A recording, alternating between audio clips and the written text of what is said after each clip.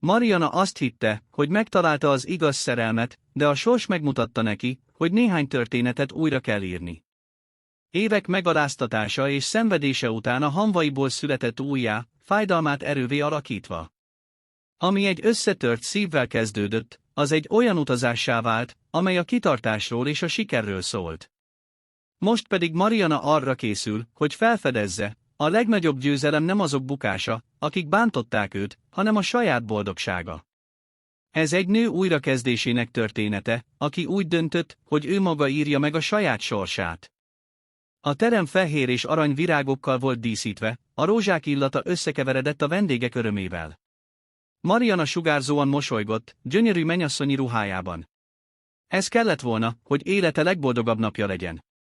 Vőlegénye, Eduardo, befolyásos családból származott, és Mariana hitt benne, hogy együtt fényes jövőt építenek.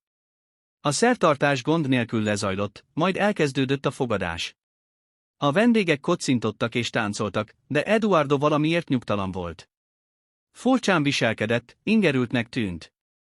Mariana próbálta figyelmen kívül hagyni, de hamarosan a boldogsága rémálommá változott. Az ünnepség közben Mariana egyik gyermekkori barátja lépett oda hozzá, hogy egy baráti öleléssel köszöntse. Eduardo, akit elvakított a féltékenység és az alkohol, dühösen közeledett. Mit képzelsz, mit csinálsz? Ordította. Minden vendég rémülten nézett feléjük. Mariana próbált magyarázkodni, de Eduardo gondolkodás nélkül arccal csapta őt mindenki előtt. A pofon csattanása dermedt csendet hagyott maga után. Egy szégyen vagy számomra. Vágta hozzá mérgesen. Mariana szemébe könnyek szöktek. Édesanyja azonnal odarohant, hogy megvigasztalja, miközben a vendégek összesúgtak. A nap, amelynek élete legboldogabb pillanata kellett volna lennie, egy csapásra pokollá változott, megalázva és az arcán égő fájdalommal Mariana lehúzta a gyűrűt az ujjáról és a földre dobta. Gondolkodás nélkül kisétált a teremből, hátrahagyva az esküvőt és minden álmot, amit valaha közösen szőtt Eduardovel. A következő napokat a szülei házában töltötte. A szíve darabokban volt, de a fájdalmat hamarosan a harag váltotta fel. Hogyan bízhatott meg Eduardoban? Hogyan nem látta meg korábban a bántalmazó természetét? Ekkor döntött, többé nem hullat egy könycseppet sem miatta. Újraépíti az életét, és bebizonyítja, hogy sokkal erősebb, mint bárki gondolta volna. Elhatározása megingathatatlan volt. Mariana visszatért a tanulmányaihoz, és kemény munkával saját karriert épített. Néhány éven belül sikeres üzletasszonnyá vált, és egy virágzó divatláncot alapított. A neve egyre nagyobb hírnévre tett szert az üzleti világban, és az önbizalma minden eddiginél erősebben sugárzott. Eközben Eduardo süllyedni kezdett. Családja rossz befektetések miatt elveszítette vagyonának nagy részét, és a hírnevét, amelyet az esküvői botránnyal beárnyékolt, már nem tudta helyreállítani. A lehetőségek elkerülték, és az emberek, akik egykor körülvették, hátat fordítottak neki. Egy üzleti eseményen ismét találkoztak. Eduardo a tömegből figyelte Marianát, aki lenyűgözően festett, befolyásos emberekkel beszélgetett és ragyogott a sikertől. Eduardo szégyent és megbánást érzett, Eduardo lehajtott fejjel közeledett hozzá. Mariana, én szeretnék bocsánatot kérni. Nagyon nagy hibát követtem el veled szemben, hangja gyenge volt, tele megbánással. Mariana elmosolyodott, de a mosoly nem a szerelemé volt, hanem a fölényé. Eduardo, a bocsánatkérésed nem változtat azon, amit tettél. De segített abban, hogy az a nő legyek, aki ma vagyok. Eduardo lehajtotta a fejét, megértve, hogy örökre elveszítette őt. Mariana felemelt fővel távozott, tudva, hogy a legnagyobb győzelme nem a bosszú volt, hanem a sikere és boldogsága. Soha többé nem engedi, hogy egy férfi eltiporja őt. Ő győzött, és Eduardo örökre fizetni fog a hibájáért.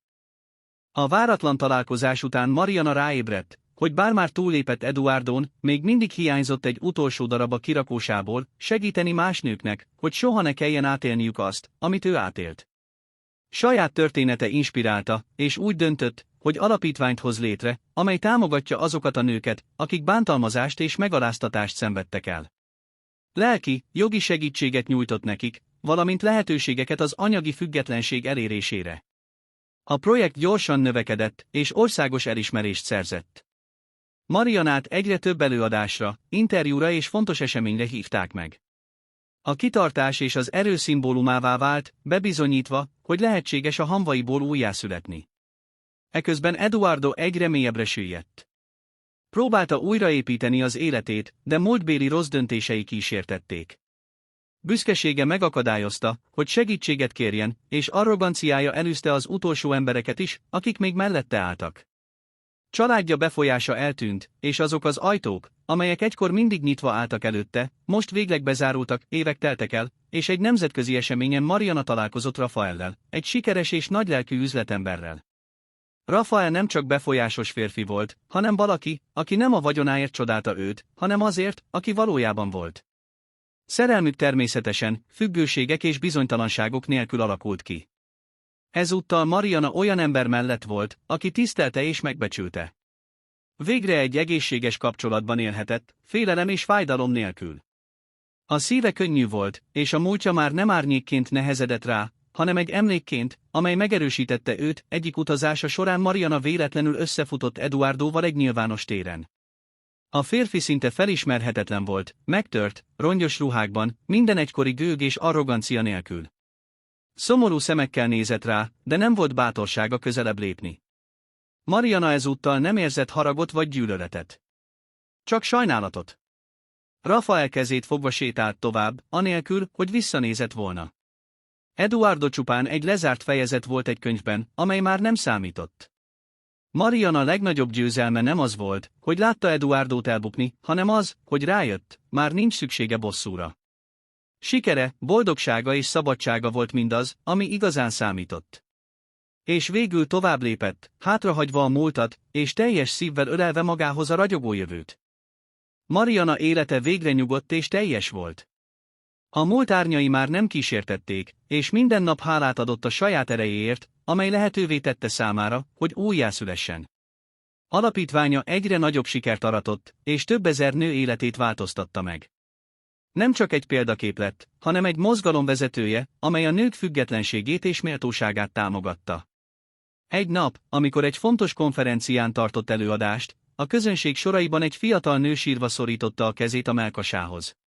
Amikor a rendezvény véget ért, odalépett Marianához. Köszönöm. Ha nem lett volna az ön története, talán soha nem lettem volna elég bátor ahhoz, hogy elmeneküljek.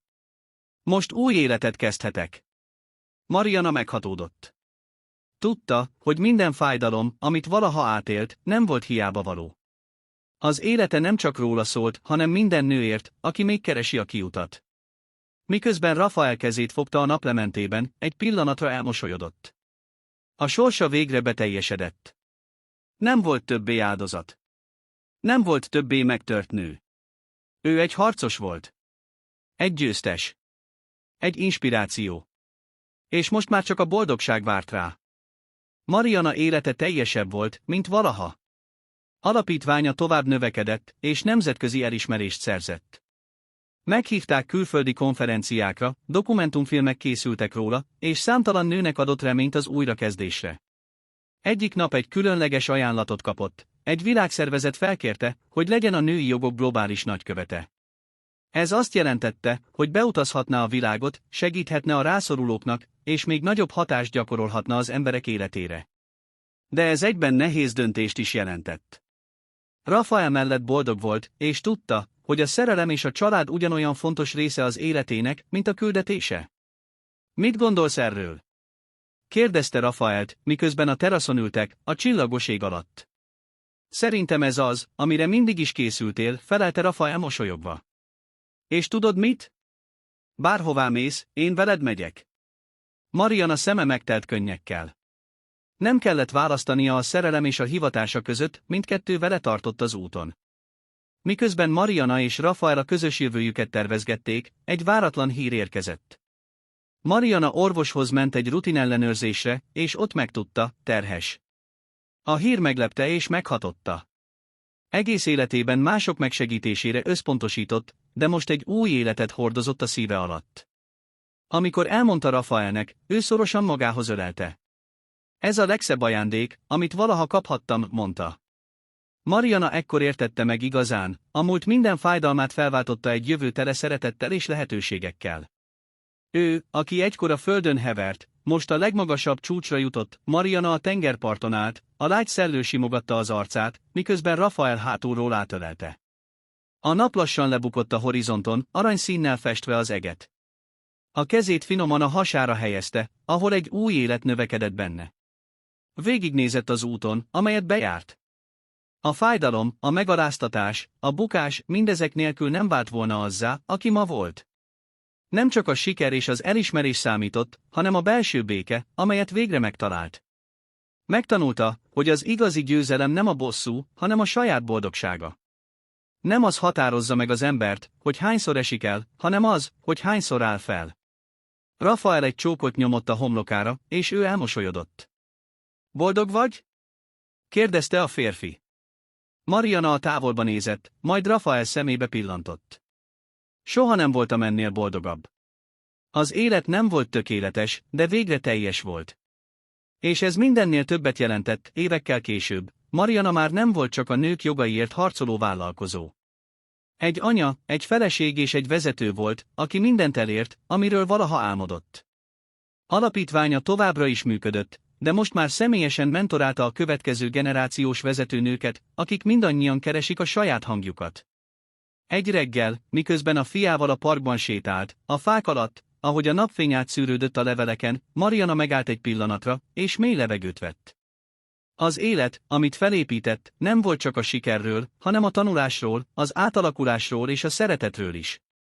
A fájdalom, amit egyszer érezett, már nem volt elnyomó, hanem inkább tanítómesterévé vált. Megtanította neki, hogy a legfontosabb kapcsolat, amit ápolhatunk, az a saját magunkkal való kapcsolat. Anyu, nézd! Kiáltott a fia, miközben egy pillangót figyelt. Azt mondják, hogy a pillangók olyanok, mint a történetek. Ha elég erősek vagyunk, átváltozhatunk. Mariana elmosolyodott. Igen, drágám. A mi történetünk is ilyen. Mindannyian képesek vagyunk átváltozni, ha hisszük, hogy megérdemeljük a boldogságot. És ahogy a nap egy újabb napot kezdett, Mariana tudta, hogy a legnagyobb kincs nem a hírnév vagy a pénz, hanem a belső béke, a szeretet és a család. Mert a valódi győzelem nem abban rejlik, hogy valaki legyőz másokat, hanem hogy képes legyőzni a saját kétségeit és fájdalmát, hogy végül egy szebb jövőt építeszen. A történetének legnagyobb tanulsága pedig az volt, hogy mindig van lehetőség az újrakezdésre, bármikor, bárhol. És hogy a szeretet és a hit önmagunkban mindent megváltoztathat. Vége. És ez még csak a kezdet volt.